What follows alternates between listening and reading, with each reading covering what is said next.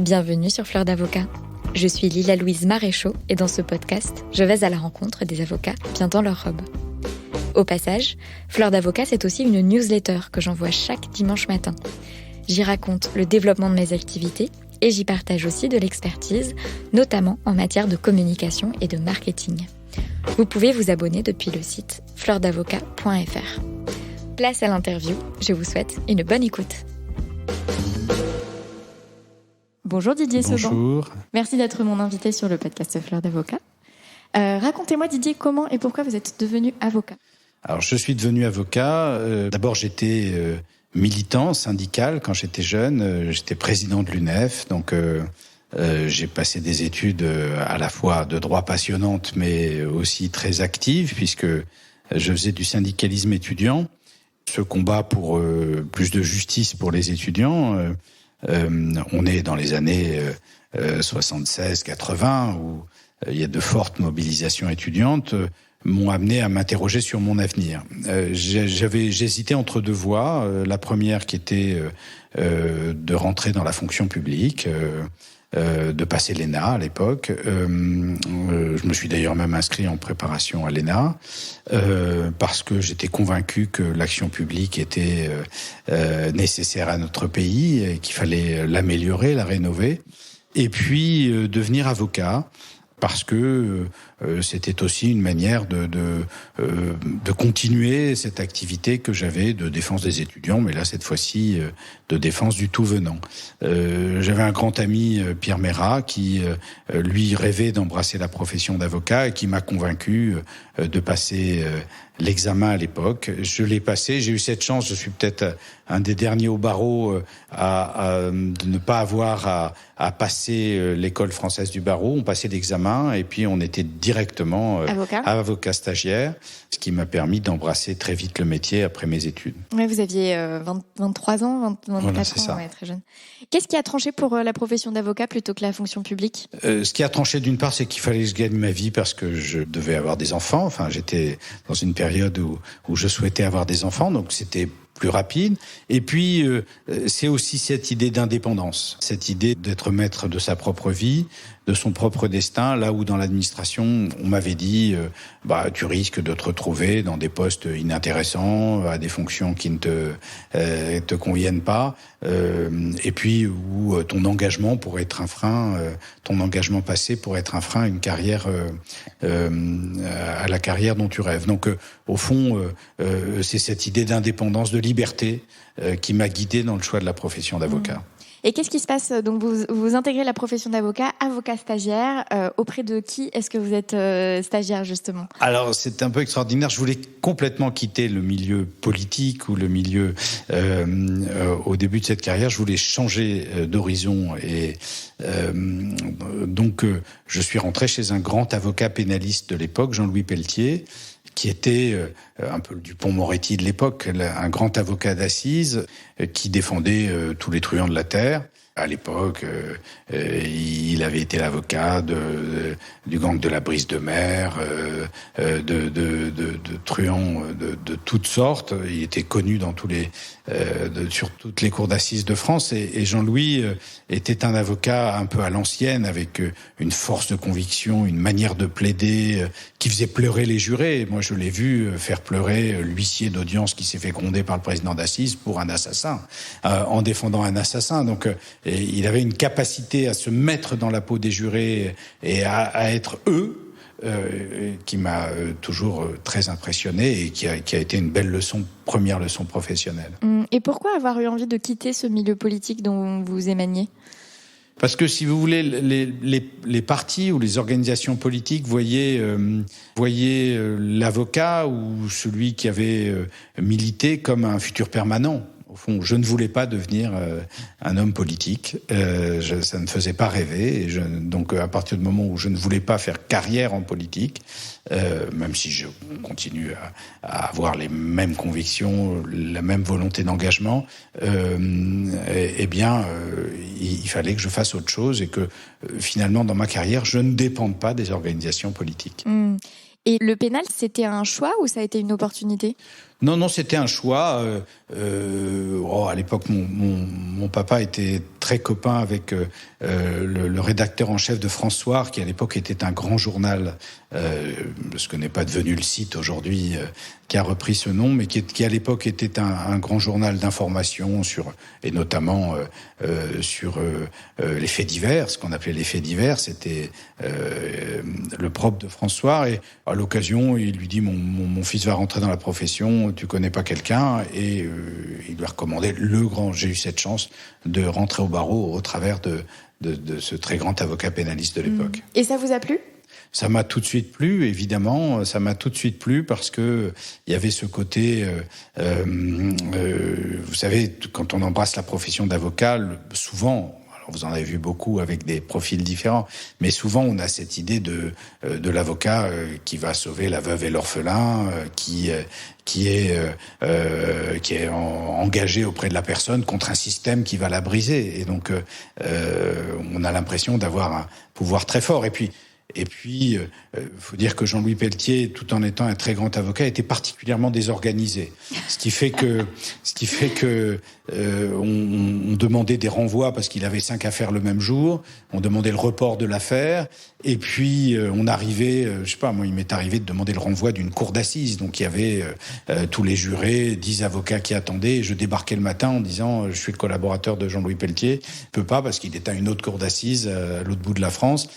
Et à me faire insulter par tout le monde, évidemment, parce que ça n'était pas possible. Et du coup, il m'est arrivé, avec 6 mois de barre, de devoir défendre un homme qui risquait 20 ans de prison parce que le président refusait le renvoi ou parce que, sans avoir vu le dossier, donc il me laissait 3 heures pour préparer ma plaidoirie.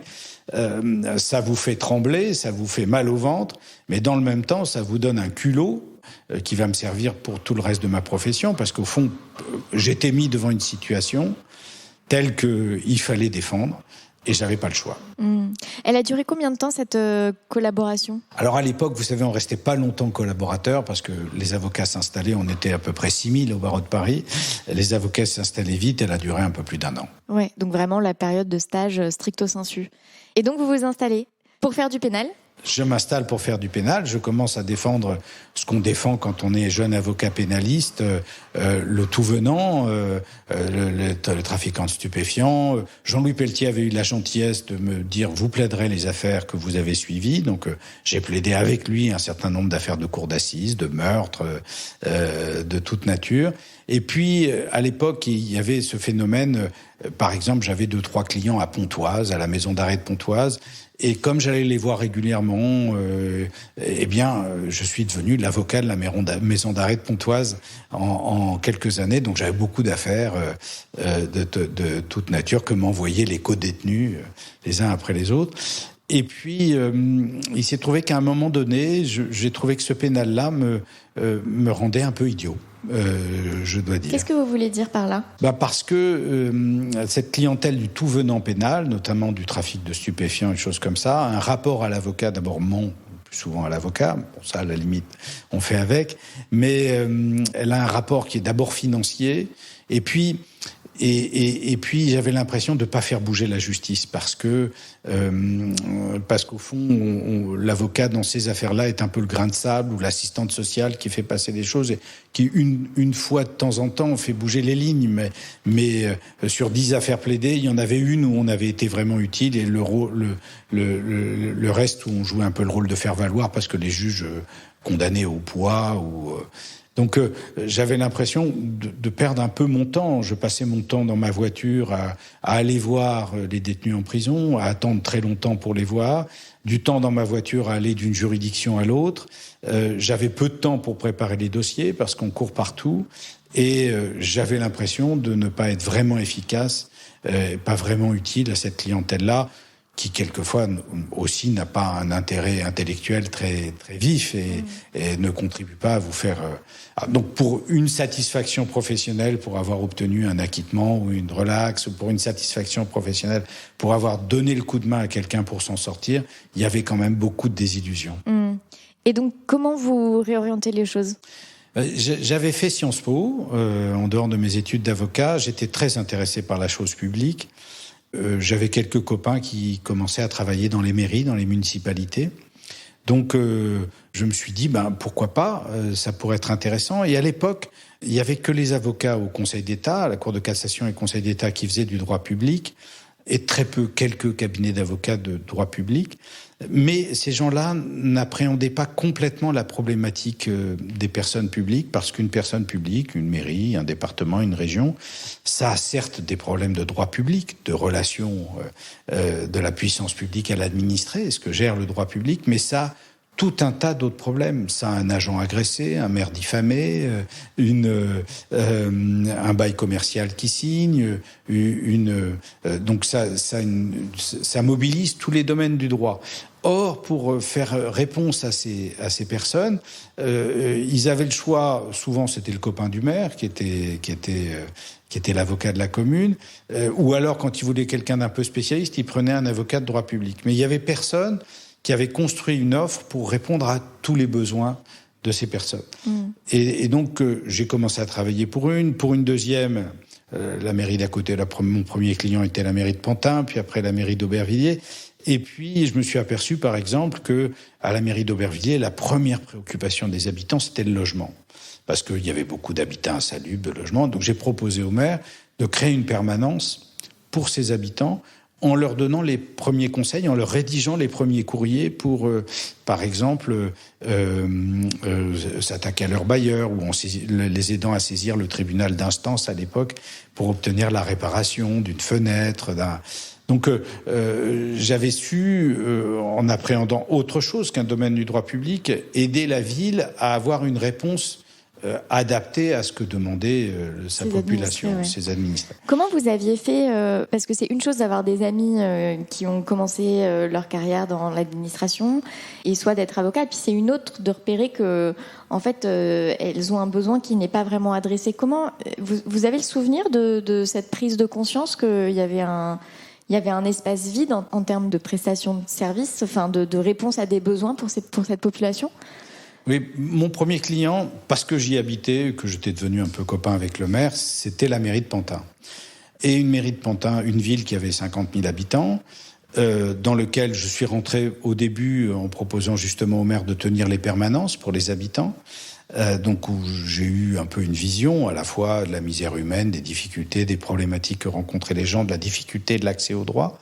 Et puis peu à peu, je discutais avec les services et j'ai été saisi à l'époque on parlait de secrétaire général de mairie, maintenant on parle de directeur général, par le secrétaire général de la ville d'une problématique qu'il avait identifiée qui faisait que l'État ne reversait pas à la ville des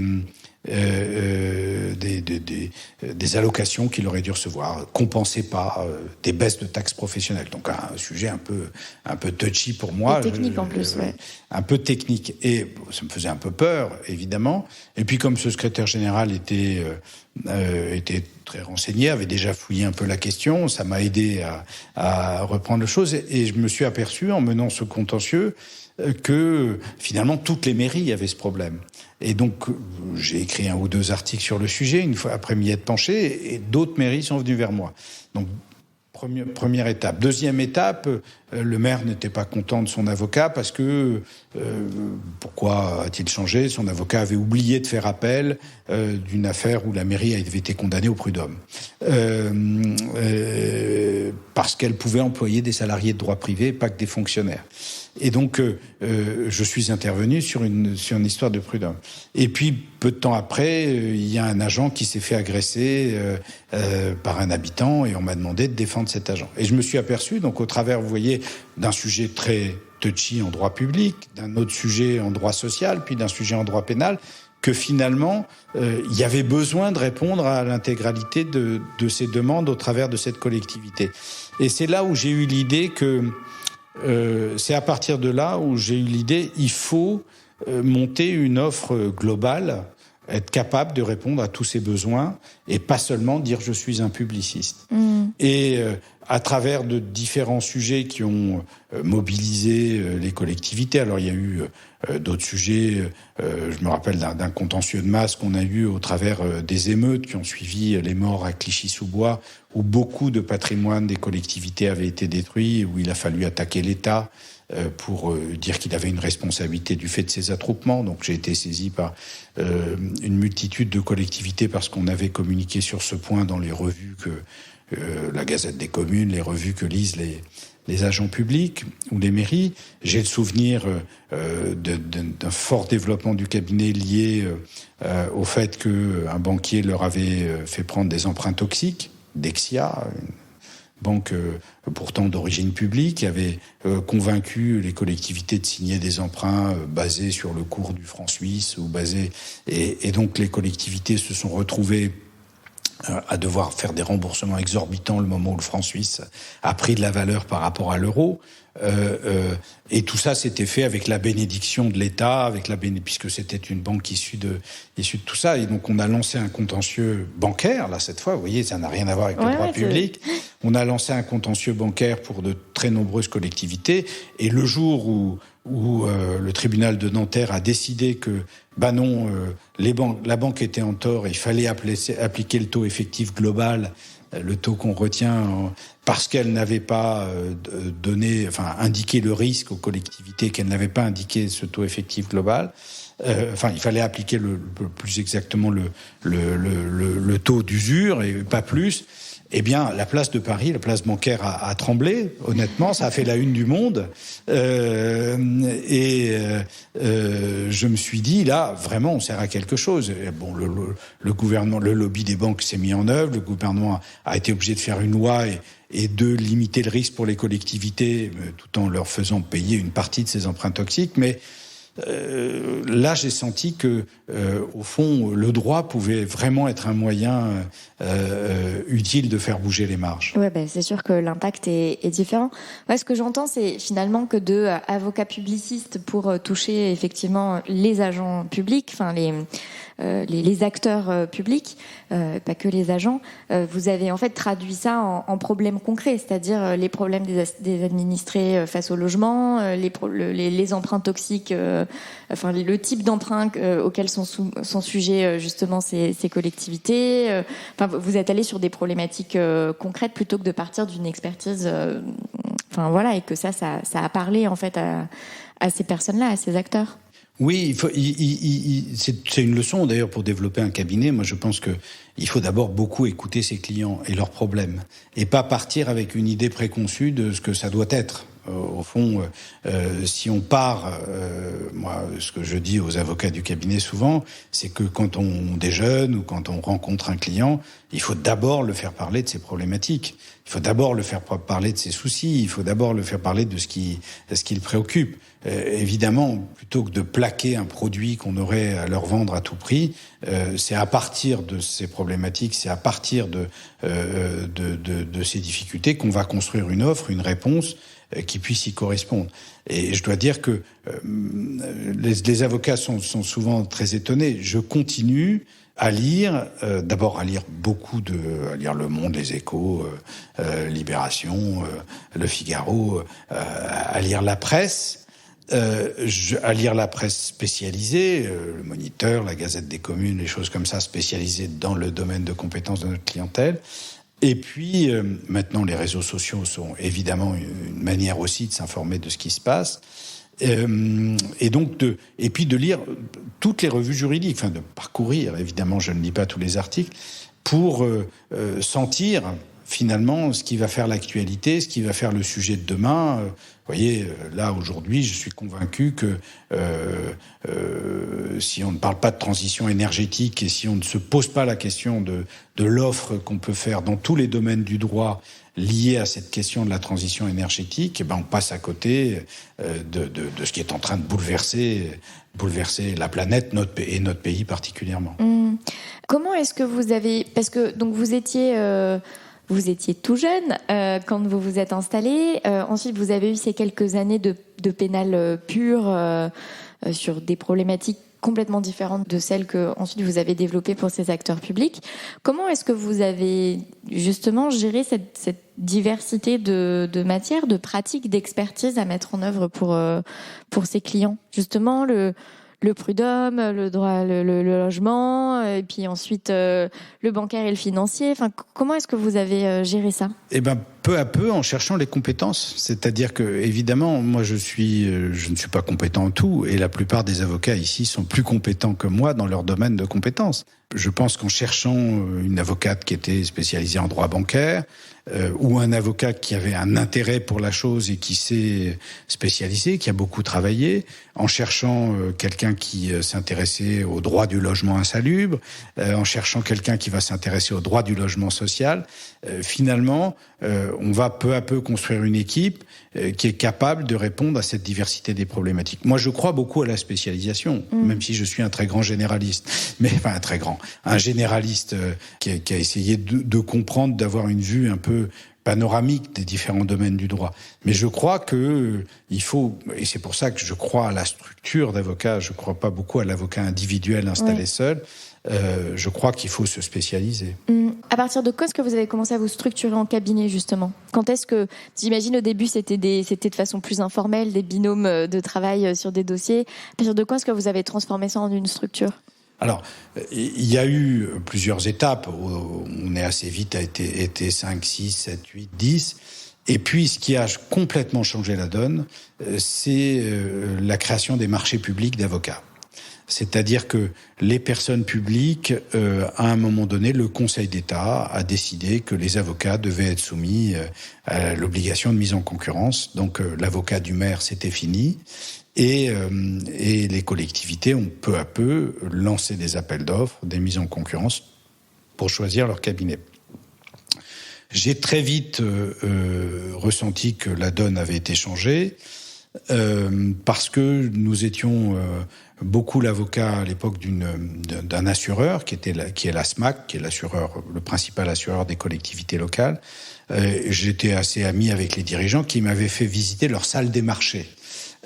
Comment ils répondaient aux appels d'offres des collectivités, comment même ils s'étaient organisés pour qu'une partie de leur personnel, dans la période de fin d'année qui était le renouvellement des marchés, sorte de la gestion des sinistres pour répondre aux appels d'offres des collectivités. Comment en temps réel ils suivaient les appels d'offres, qui gagnaient, qui perdaient, à quel prix les concurrents les avaient gagnés, dans quelles conditions. Donc ça m'avait beaucoup impressionné, cette visite des salles des marchés. Je m'étais dit, si on y arrive pour les avocats, il va falloir qu'on professionnalise notre réponse aux appels d'offres.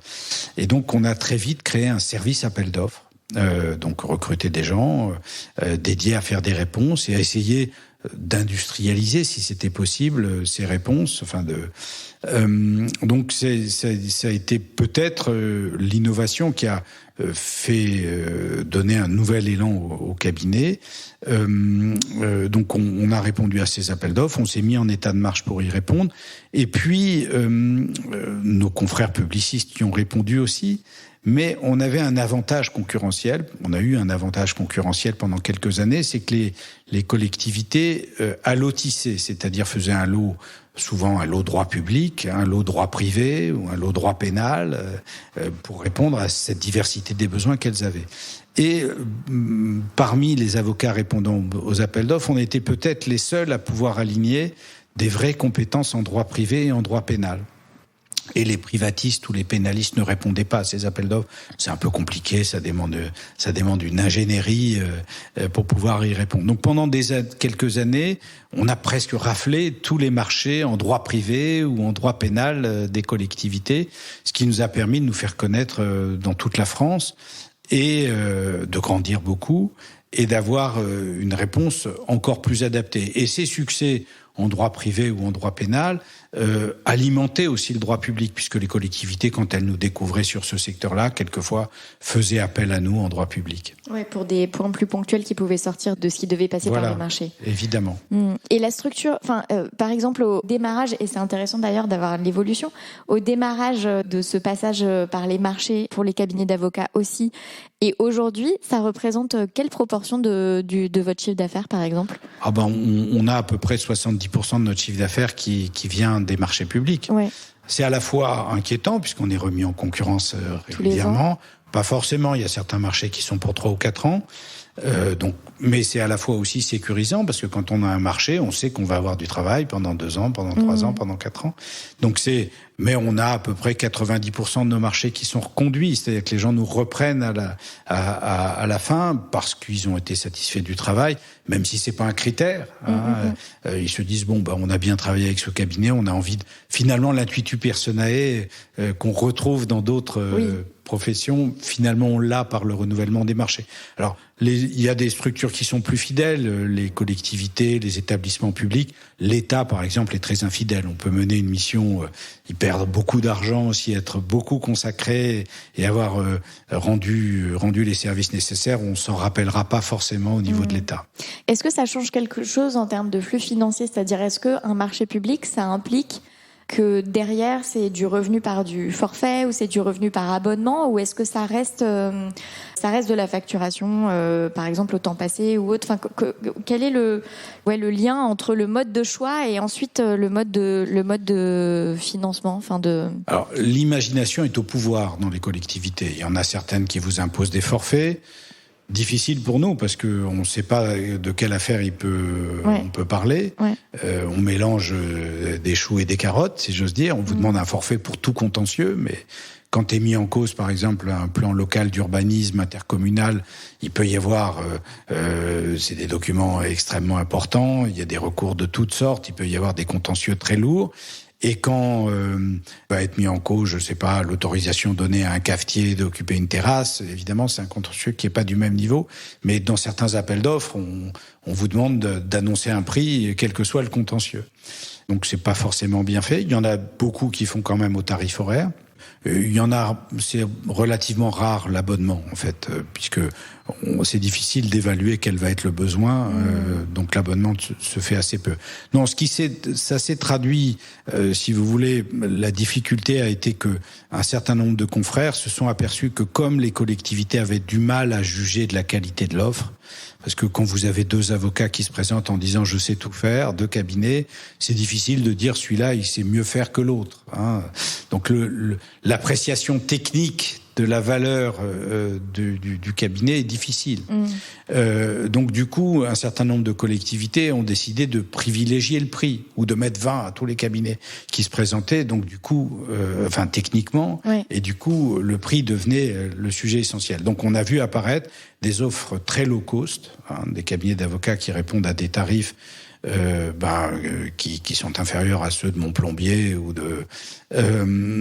et donc une baisse de la qualité qui est un peu un danger pour la profession, puisque cette baisse de qualité aboutit au fait que les juristes des collectivités, qui sont quelquefois des anciens avocats, de plus en plus des anciens avocats, se disent les avocats sont pas bons. Parce que finalement, quand on répond à un prix de ce type, on fait bosser des stagiaires, on relit pas. Donc il y a eu une part de baisse de la qualité. Ce qui nous a amené, nous, à avoir trois mesures par rapport à ça, parce qu'on ne pouvait pas monter nos prix, autrement on était coupé du marché. D'abord, à se dire on doit être les plus chers, mais dans dans un prix acceptable. Dans un prix acceptable pour ce marché-là. Deuxièmement, d'hyper spécialiser nos avocats pour qu'ils puissent aller plus vite et puis qu'ils puissent connaître l'ambiance de place. Donc on a des avocats spécialisés dans le très haut débit, on a des avocats spécialisés dans les concessions d'énergie, on a des avocats qui ont vraiment des profils extrêmement pointus. Autour de l'idée, ce qu'on va vendre aux collectivités, c'est du retour d'expérience. Au fond, vous avez des juristes qui ont le bon niveau, qui sont capables de répondre à toutes les questions, évidemment, que vous vous posez. Mais nous, on a ce plus qu'on l'a fait pour 15 collectivités, qu'on est vraiment pointu, qu'on connaît la jurisprudence de place, qu'on connaît la pratique des autorités de contrôle, qu'on connaît ce que font les opérateurs qui interviennent dans ce secteur. Donc, vous avez ce plus d'avoir ce retour d'expérience. Donc ça, hyper spécialisation des avocats. Deuxièmement, d'aller vers des secteurs plus techniques. Voilà, le logement social, c'est quelquefois plus compliqué. La structuration du logement social, la structuration des sociétés d'économie mixte, donc du droit des sociétés appliqué à des sociétés publiques, des problématiques donc plus techniques où les low-cost n'arrivent pas à venir parce qu'il faut d'une certaine manière avoir beaucoup travaillé pour arriver à bien comprendre ça. Et puis se rapprocher de nos clients, c'est-à-dire créer des filiales, des bureaux secondaires, parce que les grandes métropoles se vivent comme des lieux de savoir et de pouvoir, et ils veulent aussi avoir des avocats sur place. Donc ça a été la troisième logique pour répondre à cette logique de baisse des prix. En dehors de l'aspect géographique et du fait de vous rapprocher d'eux pour être pleinement implantés là où ils sont implantés eux aussi, et sortir de la notion parisianiste de la qualité, on va dire. Comment est-ce que vous avez parce que donc je comprends contexte d'appel d'offres, donc c'est quand même un formalisme assez particulier à respecter. Vous êtes entouré vous avez investi d'ailleurs dans un service spécialisé au sein du cabinet pour pouvoir y répondre.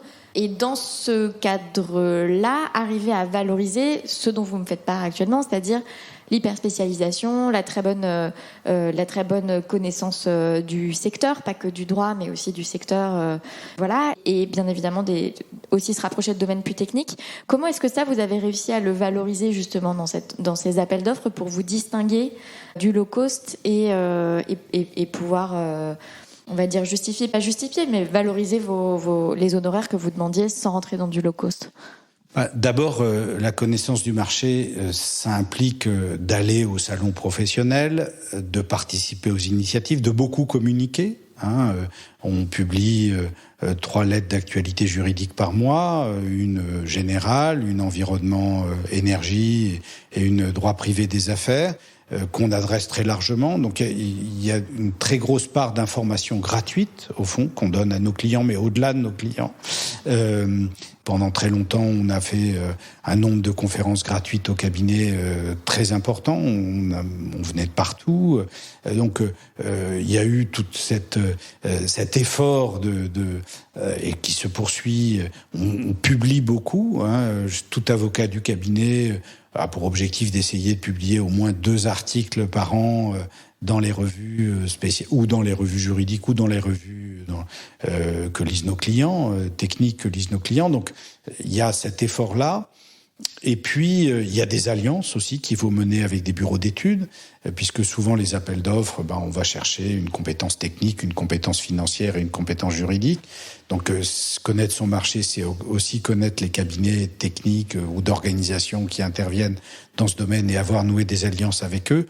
Donc, chaque avocat dans son domaine est capable de dire, finalement, de connaître les autres avocats qui sont nos concurrents, de connaître les bureaux d'études qui interviennent dans ce domaine, de connaître les autorités de contrôle ou de régulation qui interviennent. C'est un travail de... Il y a une cartographie du secteur qui est très poussée, quoi. Évidemment, évidemment. Est-ce qu'il y a un secteur ou une offre en particulier que vous êtes fier d'avoir flairé ? Par exemple, dans les offres techniques, là où on a été vraiment au tout début, mais aussi grâce à un client important qui était leader dans ce secteur, c'est tout ce qui concerne le très haut débit et l'implantation du très haut débit en France. On a, à un moment donné, quand Orange, finalement, quand les grands services publics sont privatisés, quand France Télécom est devenu Orange, ou même un peu avant, il est rentré dans une logique privée. Donc, le service public, si j'ose dire, du très haut débit n'était plus assuré, même s'il promettait monts et merveilles aux élus. Il y a beaucoup de territoires qui se sont retrouvés sans débit, avec de la DSL à l'époque. Et donc, il y a eu, dans des agglomérations, dans des départements, dans des régions, des gens, des précurseurs, qui se sont dit, mais puisque on n'est pas sûr que ça arrive sur notre territoire, il faut qu'on favorise l'arrivée de ce très haut débit sur notre territoire. On voit aujourd'hui avec le télétravail combien c'est important. Et donc ces précurseurs se sont heurtés à une résistance, c'est-à-dire que France Télécom ne voulait surtout pas que les personnes publiques viennent. Les opérateurs ont dit on s'occupe de tout.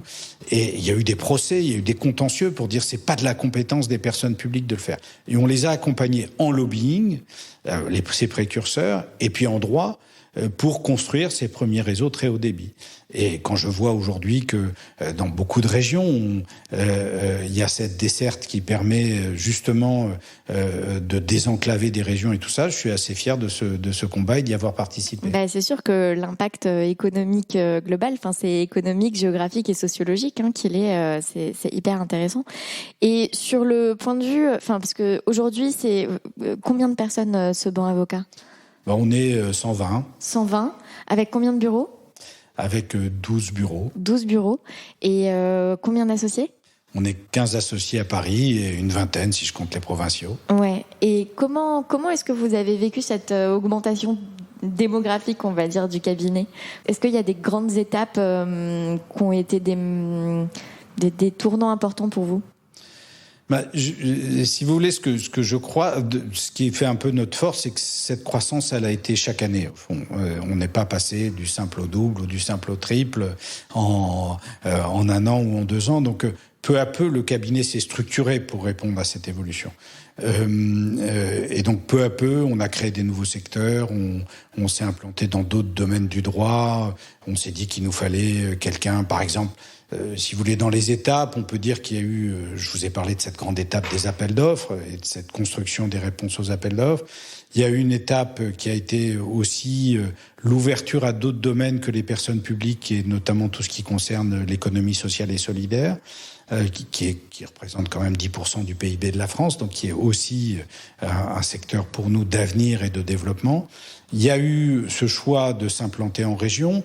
Alors, on a eu une première implantation à Lyon parce qu'on avait un très bon collaborateur qui a décidé d'aller vivre à Lyon et qu'on voulait pas le perdre. Donc, on s'est dit, on commence là. Ça a marché. Même si le marché lyonnais était très fermé, c'est-à-dire qu'on avait déjà des lettres recommandées aux bâtonniers, qu'on n'avait pas encore créé le bureau, si vous voulez. Donc on ne nous a pas beaucoup aidés, on ne nous a pas beaucoup accueillis, mais on a fait notre niche petit à petit, doucement. Et puis, je dirais que chaque associé a apporté sa pierre avec son domaine de compétences à ce développement. Je crois que c'est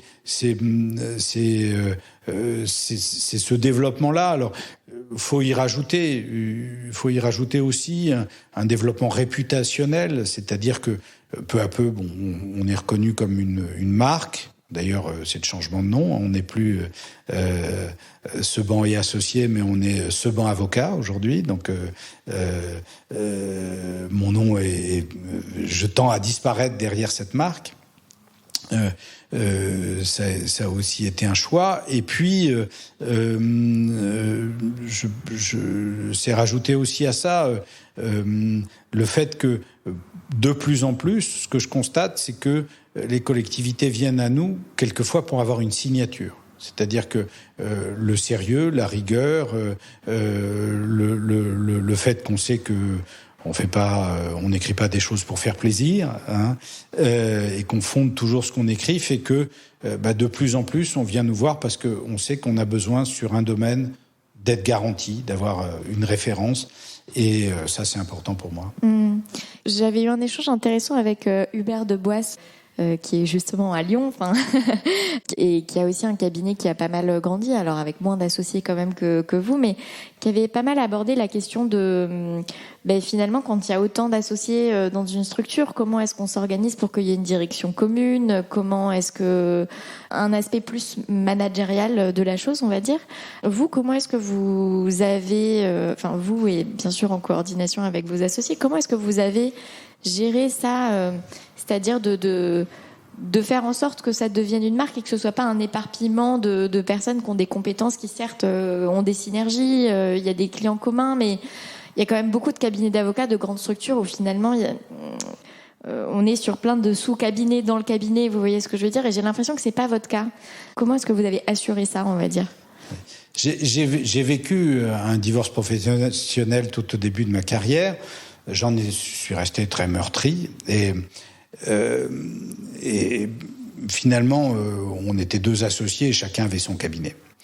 Et je me suis dit, au fond, si on fait ça, on va avoir un peu comme chez les anglo-saxons, une équipe qui s'en va avec sa clientèle ici, puis qui va chez un autre, et puis...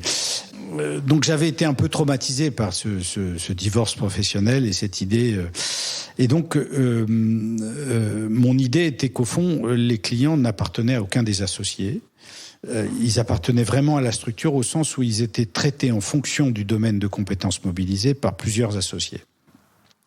Donc les clients, et ça marche assez bien avec les structures publiques au fond, elles ont l'habitude d'avoir des services, un service urbanisme, un service marché, un service RH, un service juridique, mais au fond, les avocats, les collectivités s'accoutument facilement d'avoir plusieurs interlocuteurs dans le cabinet en fonction du domaine de compétences mobilisées. Et donc, aujourd'hui, on a eu des départs d'associés ou de collaborateurs. On a quasiment pas eu de départ de clients liés à ces départs parce que c'est la structure qui est la plus forte. Je dis souvent à mes associés, si demain je pars pour créer mon cabinet, je suis pas sûr que j'ai beaucoup de clients qui me suivent. Pourtant, le cabinet porte mon nom. Parce que ils sont attachés à la structure, il y a la diversité des compétences qui sont capables de répondre à leurs besoins diversifiés. Donc, c'est vraiment une entreprise. J'y ai beaucoup tenu et c'est pas une addition d'individualité de multiples cabinets dans le cabinet. Vous avez réussi à traduire ça parce que le frein à ça, disons que pour que ça fonctionne, il faut que ce soit facile d'envoyer un dossier à son confrère en interne, qu'on se dise pas ben non parce que du coup le facturé ça va partir dans le bonus de un tel et etc. etc. Du coup, vous avez lissé ça en termes de performance et de modèle de rémunération derrière. Oui, alors il y a plusieurs techniques pour ça. Par exemple, si on rentre dans le cœur du système, en fin d'année, on a une petite semaine où on fait ce qu'on appelle le mercato, c'est-à-dire où chaque associé dit j'ai travaillé dans le dossier d'un tel, j'ai le droit à un pourcentage de la facturation dans ce domaine. Ça se fait sur une semaine pour qu'on n'y passe pas l'année, mais c'est pas le plus important parce qu'au fond, la réalité c'est que une très grosse partie de la rémunération des associés n'est pas liée à la performance. Et donc, chacun sait que, au fond, ce qui va faire grandir le cabinet va lui profiter. Moi, je crois que si on donne une proportion trop importante à la performance, eh bien, on crée des phénomènes de concurrence interne qui fait qu'on garde les dossiers, qu'on veut avoir le chiffre d'affaires chez soi, et que finalement, ça crée des tensions et que on répond pas aux besoins du client parce que finalement, on se spécialise pas. On devient un cabinet généraliste dans un grand cabinet généraliste, ce qui fait que les compétences mobilisables ne sont pas là. Alors, il peut y avoir un travers, c'est sûr que on peut pas être 5 associés sur un seul dossier parce que d'abord ça serait trop cher pour le client, donc il y a des fois des problématiques pénales, marché public, des problématiques multiples donc évidemment si c'est des questions simples qu'un associé dans un domaine du droit auquel il peut répondre, il va le faire, mais il sait que s'il a besoin d'un hyper spécialiste, de quelqu'un qui a vu 10 fois la même chose, ainsi de suite, il pourra faire appel à lui. Puis il y a tout le reste, il y a tout l'informel, il y a le collaborateur qui en parle au café, il y a le fait que, par exemple, pour nous, quand les collaborateurs sont plusieurs dans un bureau, ils sont jamais liés à un seul associé. Il y a un peu une obligation interne. Il y a un gars qui fait de la fonction publique, il va être avec un pénaliste. Il y a quelqu'un qui fait de l'urbanisme, il va être avec quelqu'un qui fait du droit de l'immobilier. Donc, on essaye de faire, y compris physiquement, de remplir les conditions de cette transversalité. Comment est-ce que vous avez évolué en termes de, entre guillemets, de domaine de compétences ? C'est-à-dire que vous avez été, entre guillemets, à l'initiative de ce positionnement très particulier par rapport aux collectivités territoriales et répondre à leurs besoins autrement que la façon dont les publicistes traditionnels y répondaient. En nouant des alliances, vous avez réuni une équipe de spécialistes pour adresser ces différents besoins. Et outre ce flair, on va dire, commercial et de positionnement et ce talent de réunion d'équipe, on va dire, comment est-ce que vous vous êtes positionné ? Quelles ont été vos marottes à vous ? Alors, moi Comme je dis souvent, les jeunes avocats me disent, mais si on est hyper spécialisé, on n'est pas forcément, pour employer un terme anglo-saxon que j'aime pas, bankable, on va pas forcément trouver après quand on quittera ce banc ou pour s'installer ou pour... Et moi, je leur dis, c'est exactement le contraire. Ouais, c'est-à-dire que le généraliste, on en trouve partout, mais le type très pointu sur un domaine, vous serez le cadre de ce domaine, on vous embauchera ailleurs si vous voulez partir ailleurs, ou vous pourrez créer votre cabinet dans ce domaine. Donc ça, c'est le discours que je leur tiens, et j'en suis convaincu. Et quand ils partent s'installer, je leur dis toujours, mais ne partez pas seuls. Essayez de trouver des copains de votre âge ou des gens qui ont envie comme vous. Mais surtout, la profession d'avocat seul, pour moi, c'est du passé. Ça peut plus fonctionner, en tout cas en région parisienne, c'est certain. Mais bon, certains s'y tentent et peut-être réussiront-ils. Je peux pas être donneur de leçons. Il y a des alliances informelles, on va dire, qui sont... Voilà, c'est pas parce que j'ai fait comme ça que forcément il faut faire pareil. Mais agréger les choses, c'est déjà avoir une forme d'éthique. C'est-à-dire qu'on vient pas, je dis souvent, on vient pas chez ce banc par hasard. C'est-à-dire que cette éthique, cet intérêt pour la chose publique, cet intérêt, cette conviction que il faut une réponse publique forte pour lutter contre les inégalités, pour développer des services publics importants. On a eu le débat sur l'hôpital récemment. Il y a une forme de conviction, d'engagement qui fait la cause commune du cabinet. Qui fait son âme. Je veux dire, quelquefois, quand on est sur l'idée de mercenaires qui cherchent à gagner le plus d'argent possible, c'est sûr qu'à un moment donné, ça crée des tensions, parce qu'il y en a un qui gagne plus que l'autre. Là où je crois que quand on est sur une conviction, et quand on est sur une conviction que le collectif renforce, c'est-à-dire permet de donner des réponses plus adaptées aux clients, il y a peu de forces qui font qu'on s'en va. Donc c'est cette unité-là. Il y a eu aussi, on n'en a pas parlé, mais cet engagement qui a été le mien au travers d'un hasard, de m'engager aux côtés des familles sur les crimes oubliés, qui a donné aussi une image du cabinet d'engagement, qui est loin de nos bases, de nos clients, mais qui est aussi une manière de dire cette profession d'avocat, on l'embrasse parce que on a des convictions, parce qu'on a un désir de faire bouger les lignes. Au fond, d'ailleurs, on me dit tout le temps quel lien, mais moi, le lien que j'y mets, c'est que le service public de la justice fonctionne mal. Il fonctionne mal, particulièrement dans ces affaires criminelles oubliées. Il abîme les gens, il répond pas à son objectif, et que j'ai tellement envie qu'il fonctionne bien que je le bouscule. Voilà. Cette question des crimes oubliés, vous parlez d'une opportunité et d'un hasard. Quel est ce hasard, justement ? Écoutez, j'avais été pénaliste, j'avais un peu lâché la chose pénale pour développer ce cabinet plutôt tourné vers le monde public, même s'il y avait des questions pénales qui se posaient. Et puis un jour, la fille d'un grand ami, journaliste au Journal du Dimanche, m'appelle en me disant « Est-ce que tu veux t'occuper de l'affaire des disparus de Lyon ?» Ça tombe. À cette époque-là, je m'intéressais pas beaucoup aux faits divers. Donc évidemment, je vais regarder ce que c'était que l'affaire des disparus de Lyon. C'était des jeunes femmes handicapées qui avaient disparu et dont personne ne s'était occupé. Et il y avait un homme qui avait relancé cette affaire, qui était président d'une association d'handicapés dans Lyon et qui cherchait à changer d'avocat parce que il avait des problèmes avec son conseil et donc il en avait parlé à cette journaliste. Et j'ai dit pourquoi pas. J'ai reçu Pierre Monnoir, qui était le président de l'association, qui est depuis devenu un ami, et qui est venu m'interroger. Alors on était encore à l'époque de la légitime défense, de débat sur la peine de mort, tout ça. Donc la première question que je lui ai posée, c'est est-ce que vous êtes pour la peine de mort ? Il m'a dit non, absolument pas. Donc je dis on peut peut-être faire affaire ensemble. Et puis voilà, le courant est passé et j'ai commencé à m'occuper de l'affaire des disparus de Lyon, qui était une des affaires criminelles dont on a le plus parlé il y a une vingtaine d'années, et avec Émile Louis qui avait été arrêté et se jouait la question de la prescription, puisque le procureur de la République d'Auxerre avait dit c'est prescrit, je ne peux rien faire, et donc je suis arrivé, j'ai plaidé cette affaire devant la chambre d'accusation, on disait à l'époque, et la chambre d'accusation a dit c'est prescrit. Vous imaginez, on avait le meurtrier. On savait qu'il avait commis ces crimes et on nous a dit il sera jamais jugé. Donc on a été devant la Cour de cassation et on a gagné le fait que ça n'était pas prescrit grâce à un courrier qu'avait envoyé le procureur de la République d'Auxerre quelques années avant.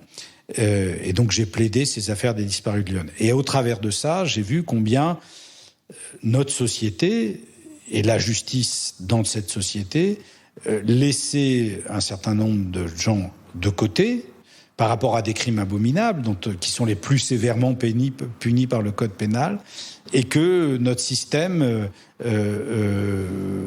n'était pas fait pour répondre à ces crimes oubliés, puisque finalement l'obligation statistique, l'obligation de résoudre la masse qui s'additionnait face à une justice souvent démunie faisait que ces affaires les plus graves étaient vite mises de côté et abandonnées. Oui, finalement, le système est plus fait pour les petits trafics de stupes que pour les affaires oubliées, quoi. Évidemment. Puisqu'il faut faire la statistique, on a des détenus, on a des gens qui sont susceptibles d'être coupables, on les juge. Dans les affaires oubliées, on n'a personne, on n'a pas de personnes en examen, on n'a pas de personnes détenues. Donc c'est pas les affaires les plus urgentes, puisque les plus urgentes, c'est là où il y a des détenus. Et donc ces dossiers s'empilent dans un tas de poussière, alors qu'il y a des familles qui vivent avec ça tous les jours, en espérant, en pensant qu'on est en train de chercher l'auteur de leur malheur. Donc on est vraiment dans un système qui ne répond pas à sa mission. Et donc ça a été le combat que le cabinet m'a permis de mener. Au fond, le fait d'avoir une structure importante qui tourne, qui me permet de gagner ma vie et à mes associés, ça a été ce combat-là. Alors évidemment, tout le monde me dit mais ça vous rapporte une médiatisation, ça fait qu'on parle de vous. Oui, pourquoi pas. Et c'est sûr que les clients apprécient. Enfin, vous dites souvent, je vous ai vu à la télé, j'apprécie votre combat, c'est bien ce que vous faites. C'est pas pour ça forcément qu'ils viennent vers nous pour nous confier des affaires. Mais... Oui, c'est ce que j'allais vous demander. Ça n'a pas. Ce que je comprends, c'est que ça n'a pas nui quand même au fait que votre marque soit fortement assimilée aux expertises techniques qui sont celles qui font tourner le cabinet d'un point de vue financier, quoi.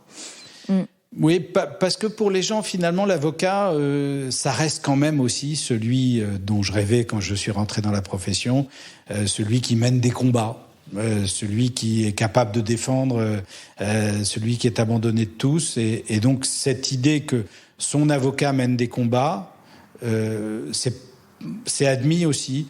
Alors, certains pensent qu'il y a deux Seban, le Seban publiciste et puis le Seban qui fait des crimes oubliés. C'est pas bien grave.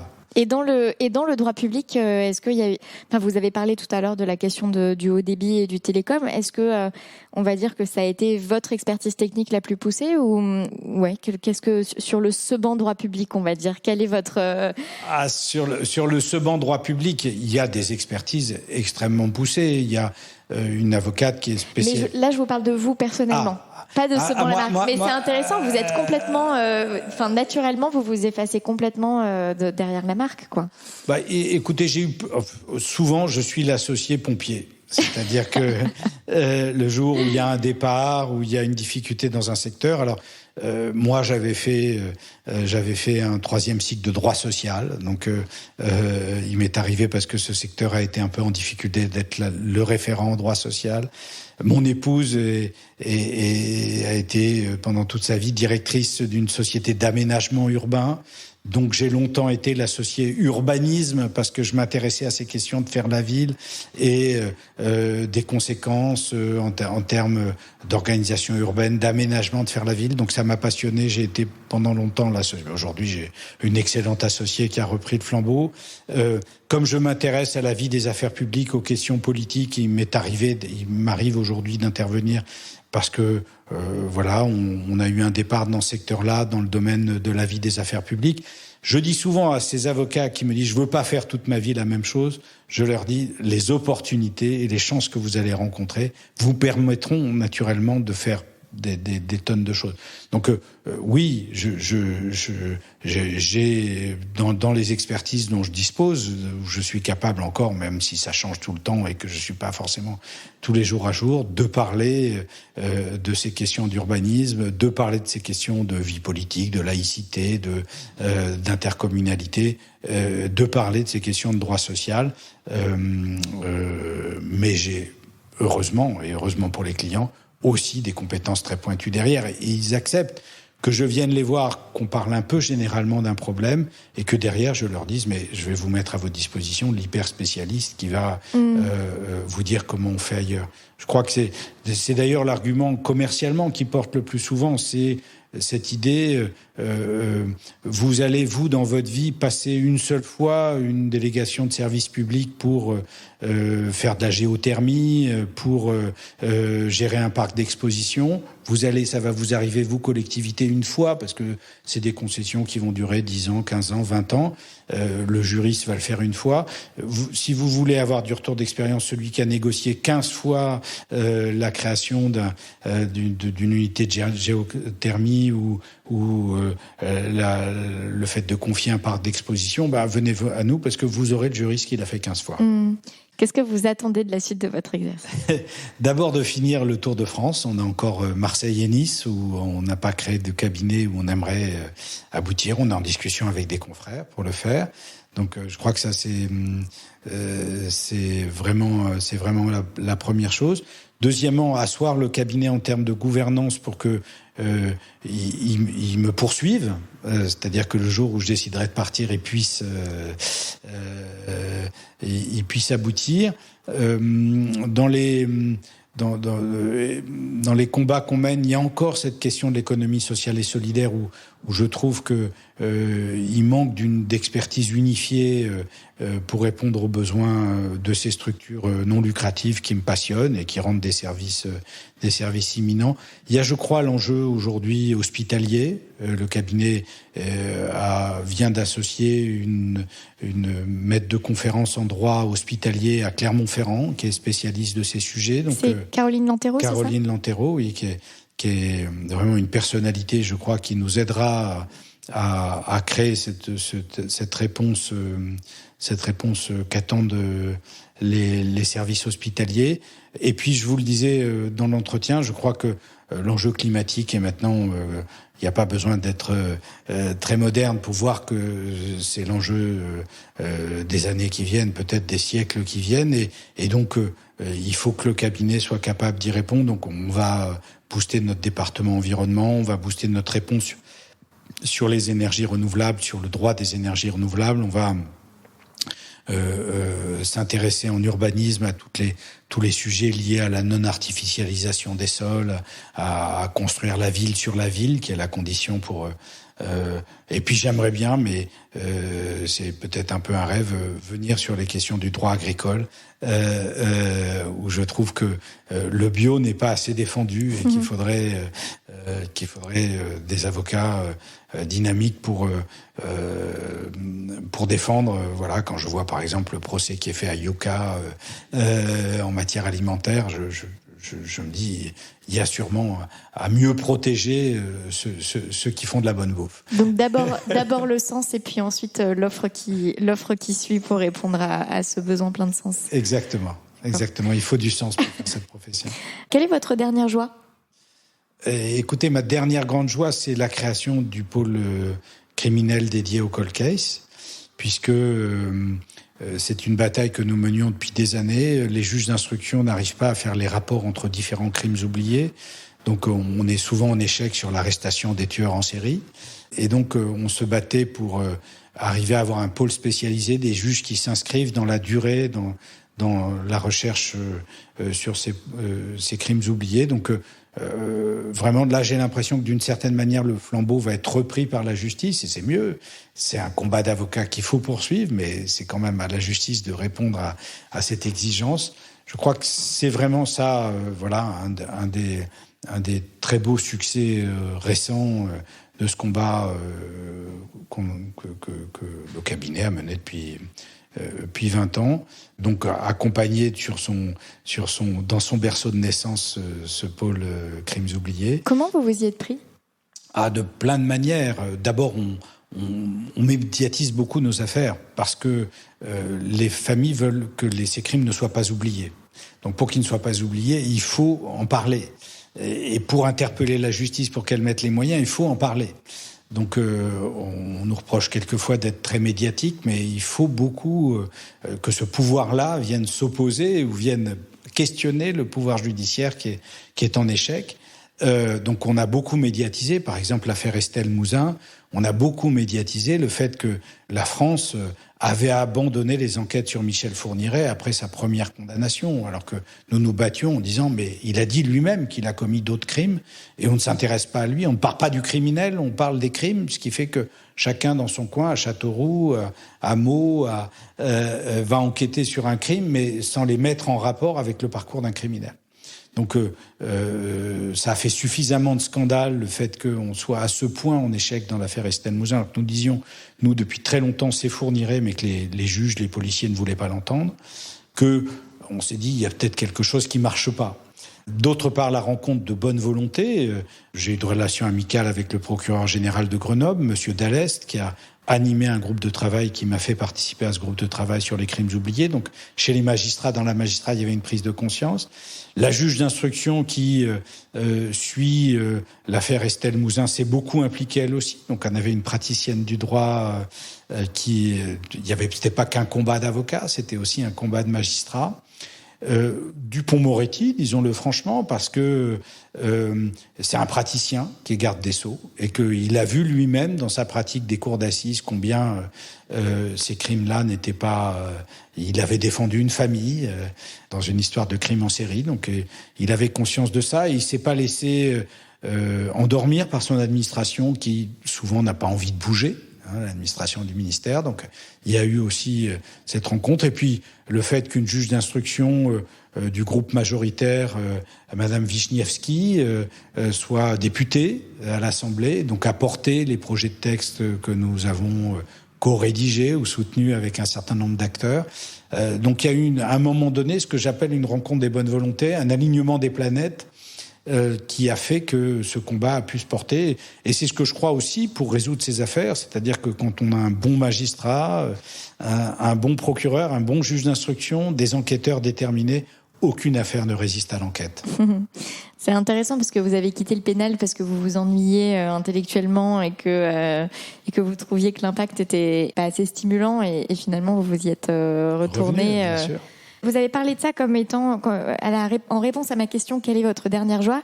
Et vous alliez enchaîner sur autre chose et je vous ai coupé en vous demandant comment vous vous y étiez pris. Mais du coup, je suis quand même curieuse de savoir quelle était cette autre chose sur laquelle vous alliez enchaîner. Les autres joies, c'est aussi de commencer à faire bouger les lignes sur. On est au début, à mon avis, d'un processus sur tous les aspects de prise illégale d'intérêt. Alors, ça paraît technique, c'est encore du pénal, vous dire, mais du pénal public. Les élus sont face à des injonctions contradictoires. On leur dit il faut que vous ayez des outils pour mener vos politiques. Il faut que vous meniez des politiques de plus en plus diverses dans le domaine de la santé, dans le domaine du haut débit, dans le domaine de l'énergie, dans le domaine des transports, dans tout un tas de domaines. La crise sociale fait qu'on a besoin de vous aussi sur le logement social. Et puis on leur dit donc il faut que vous investissiez. Vous avez forcément besoin de créer des outils pour le faire, des sociétés d'économie mixte, de vous appuyer sur des associations, de vous appuyer sur des organismes de logement social.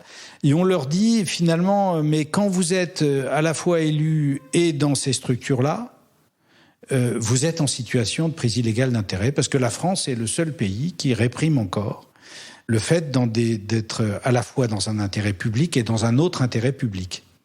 Je comprends bien que l'élu chef d'entreprise qui fait travailler son entreprise, il fait une prise illégale d'intérêt dans un intérêt qui est privé et c'est pas normal. Il faut pas ça. Mais là, en France, on dit finalement, quand vous créez un outil pour servir des intérêts publics, vous pouvez pas vraiment y aller. Parce que si vous y allez, comme c'est un outil privé, vous êtes en situation de prise illégale d'intérêt. Donc les élus sont dans une situation de fragilité. On leur donne des injonctions de faire, on leur demande de contrôler ces outils, et on leur dit mais si vous êtes dans ces outils, vous commettez une faute, et une faute pénale, pas rien. Donc il y a une vraie bataille autour de ça pour l'intérêt de l'action publique. On a commencé à faire bouger un peu la définition de ce délit, pas assez à mon goût. On a des magistrats qui connaissent peu l'action publique et qui souvent, quand ils sont saisis de ça, interprètent un peu rigoureusement les textes. Et donc, il faut aller plus loin. Il faut considérer que, moi, c'est mon avis, que c'est sanctionnable quand il y a un intérêt personnel privé, évidemment, là, on doit punir et punir fort quand on mélange l'intérêt public et l'intérêt privé. Mais quand on le fait au travers d'outils qui sont des outils de l'action publique, au fond, eh bien, on ne devrait pas considérer que c'est punissable. On a fait bouger ce texte-là, mais il y a encore du chemin à faire pour favoriser finalement la réussite et l'efficacité de l'action publique. Ils sont insérés dans un corset de règles. On est inséré dans un corset de règles qui fait que souvent, ce qui paraît logique, ce qu'on devrait faire, eh bien, on peut pas le faire. On est obligé de passer par des chemins de traverse. Et ça m'agace. Je vois ça. Est-ce que c'est un hasard si vous êtes à côté de l'Assemblée nationale ? Non, pas du tout. On est à côté de l'Assemblée. On a été avant. Mon cabinet a toujours tourné autour du Sénat ou de l'Assemblée parce que on est des acteurs on considère qu'on est des alliés de l'action publique et que quel que soit l'engagement, évidemment, c'est aussi un sujet. Peut-être qu'au fond, en choisissant de faire le métier de cette manière-là, j'ai perdu un peu de ma liberté, je vais vous dire, auquel je tiens tant, parce que évidemment, mes clients ont des opinions politiques très différentes. Il y en a certains qui vont être pour telle orientation politique, pour qu'on fasse plus de libéralisme ou qu'on ait plus d'action publique. Mais finalement, d'ailleurs, quand on le voit, ils se retrouvent souvent même si les divergences sont fortement exprimées, ils se retrouvent souvent sur l'intérêt de l'hôpital, l'intérêt de la sécurité, l'intérêt de... alors après, on met plus ou moins la priorité sur telle ou telle thématique. Et donc, le fait que mes clients aient des opinions si diverses m'interdit quelquefois de prendre des positions sur des sujets de société où j'ai des convictions très fortes, mais où je ne veux pas les mettre tel ou tel client en porte-à-faux avec ce que pense son avocat. Donc, je ne suis pas un avocat je fais de la politique toute la journée. Je suis convaincu de l'intérêt de l'action publique. Je veux aider à ce qu'elle soit efficace et qu'elle ne se perde pas dans les sables. Mais donc, en ce sens-là, je fais de la politique toute la journée au sens noble, mais je n'exprime pas publiquement d'opinion politique, même si je garde des convictions et je suis très engagé personnellement dans ces convictions. Je ne suis pas élu. On m'a, par exemple, proposé souvent d'être maire adjoint ou d'être élu, mais... Comment pourrais-je, si j'étais élu d'une majorité politique, conseiller une autre majorité politique ? Est-ce que vous avez déjà refusé des dossiers confiés par une commune parce que l'objet de ce dossier était trop écarté par rapport à vos valeurs ? Déjà, au cabinet, on a décidé de ne jamais être l'avocat de collectivité Front National, parce qu'on ne partage pas... les idées d'exclusion de ce parti. Donc voilà, il y a une expression d'un choix. Après, il nous est arrivé que des élus veuillent, je ne sais pas, par exemple, qu'il y a pu y avoir ce débat sur le mariage pour tous. Certains élus ont voulu, à un moment donné, résister à la loi en ne prononçant pas de mariage entre personnes du même sexe. Et ont commencé à avoir des recours de citoyens ou des choses comme ça. Évidemment, ça me choque, puisque moi, je pense qu'un élu doit appliquer la loi. Il ne peut pas, quelles que soient ses idées, il doit le mettre en œuvre. Donc, on les a plutôt alertés dans ces cas-là en leur disant mais vous pouvez pas continuer sur cette position parce que vous avez un risque pénal et vous allez quand vous voyez il y a des choses qui sont contraires à nos convictions, on essaye de convaincre l'élu de changer de position. Après on va le défendre s'il faut le défendre, mais là aussi je dirais que il y a une différence entre ce qui va être une défense idéologique. Et là, on peut dire à l'élu, si vous souhaitez une défense idéologique, ça sera pas nous. C'est-à-dire quelqu'un qui va expliquer, pourquoi pour lui c'est grave le mariage pour tous et que l'élu a raison de s'opposer à ça. Nous, on fera jamais ça. Je veux dire, on fera une défense en disant que la loi est pas claire, qu'il y a telle chose qui se discute dans la loi juridiquement. Mais on ne choisira pas de faire une défense politique au sens d'engager politiquement dans le même sens que l'élu. Et ils ont un panel d'avocats possibles qui partagent leurs opinions, qui choisissent dans ces cas-là, et c'est très bien. Moi, ce que j'entends de ce que vous me dites sur ces points-là, c'est finalement que vous avez fait la parfaite fusion entre l'option de la carrière dans la fonction publique et de l'entrepreneuriat, enfin du libéral, quoi. vous avez trouvé une manière détournée d'agir au soutien de l'action publique. Donc, j'y vois pas particulièrement de décalage par rapport à cette notion de liberté, mais c'est intéressant que vous le voyez comme ça. Enfin, en tout cas, parfois. Oui, moi je dis toujours aussi, là aussi aux jeunes avocats quand on en discute, et que la question se pose de l'interprétation d'une loi, d'un texte, éviter d'être trop juriste, essayer de comprendre déjà le sens, même si après il faudra être juriste. Pourquoi le législateur, à quel moment, quelle est la cause de cette disposition, de ce décret, donc comment il est venu, quel est le sens du texte. Après, une fois qu'on a compris le sens du texte, on peut dire qu'il est mal écrit, qu'il dit le contraire de ce pourquoi il a été créé, qu'il aboutit à telle ou telle conséquence, mais déjà comprendre le sens. Moi, je crois que on est dans un monde en quête de sens. C'est peut-être plus difficile pour les jeunes aujourd'hui. Quand j'ai commencé, il y avait des grandes idéologies, des grandes idées, l'idée que le monde allait vers le meilleur. Aujourd'hui, c'est plutôt une situation anxiogène. Mais là aussi, se poser la question, vous voyez, sur les textes sur l'environnement, on voit bien comment le lobbying de quelques grandes entreprises, comment finalement, quelquefois, un juge administratif qui est certes un juge, mais qui aussi a fait sa carrière dans l'administration, à passer les mêmes concours que les gens qui gèrent l'administration, peut avoir une tendance à défendre a priori l'administration par rapport à l'individu, et donc voir quelquefois des échecs qu'on peut avoir devant le juge administratif comme aussi une invitation à dire s'il n'y a pas d'initiative citoyenne, s'il n'y a pas à un moment donné des choses qui font bouger les marges, le juge administratif défendra a priori l'État. Et moi, par exemple, je suis très admiratif de ces combats que mènent aujourd'hui un certain nombre de structures environnementales et de ce combat que mènent des confrères pour faire reconnaître l'inaction de l'État en matière environnementale et pour le forcer à bouger et forcer aussi les juridictions administratives à prendre position dans ce débat. Dernière question, qu'est-ce que vous portez sous votre robe ? Un costume. Avec ou sans cravate. Un costume, et puis en dessous un cœur, parce que évidemment on est peut-être ému par tous ces combats qu'on ne peut pas mener. C'est-à-dire combien de familles, par exemple, dans des cold cases, ou combien de situations, de structures, de théâtre ou de structures de culture, par exemple, qu'un maire va fermer un peu par conviction idéologique, ou combien de situations compliquées, le cabinet, quelle que soit son importance et son cœur, ne peut pas prendre en charge. Je dirais qu'il y a des milliers de combats à mener sur le terrain du droit pour faire avancer cette société. Et je crois que peut-être ce cœur-là, il est encore mu par ça, et il est aussi attristé quelquefois de ne pas pouvoir aller jusqu'au bout de ses combats. Voilà. Merci pour cet échange. Merci. Vous avez écouté l'épisode jusqu'au bout, donc j'imagine que ça vous a plu. Pour me remercier et pour aider d'autres personnes comme vous à découvrir le podcast, vous pouvez le partager, vous abonner depuis votre application d'écoute de podcast et laisser un avis et 5 étoiles. Ça fait vraiment la différence au niveau des algorithmes. À la semaine prochaine!